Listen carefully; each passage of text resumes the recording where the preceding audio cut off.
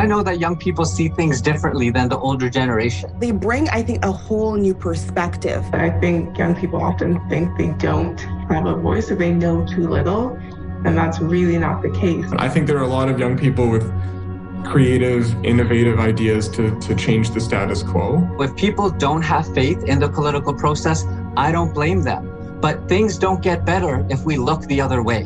By voting, we share what we expect of our decision makers and elected officials. If you bet all your chips on your one experience in a federal election and it doesn't turn out. As the democratic process works, you win, you lose, but you've given your 2 cents.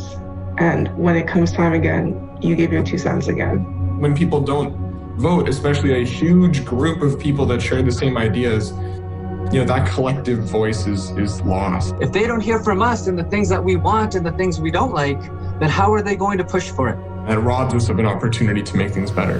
The pandemic has really shown us where different political leaders stand. Literally, they say on Friday, businesses will open, and then on Friday, businesses open. You realize how much power, elected officials have and why it's even more important to vote. I'm hoping this will spark change. It gave people a lot of time to look at current policies that we have now, to look at what they want improved in society. Protests and rallies are so essential. They do fuel change. What a lot of groups want, though, is lasting change. Really show decision makers that, listen, this is what we want. I believe that there are a lot of changes that need to happen now, and so I'm going to vote and I'm going to take every available opportunity that I have to affect change in these systems. The only way we're going to get rid of these damaging systems is to vote out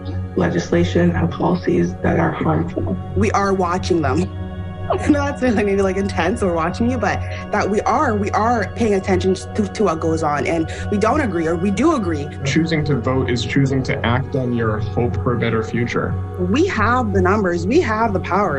Young people actually hold the balance of power, which means the difference between somebody winning or losing is you and your friends. As young people, we should vote because it's the easiest way to take care of one another and make our voices heard for a future that matters to us and one that we can believe in. We should vote because we are the future of this nation, and our voices deserve to be heard.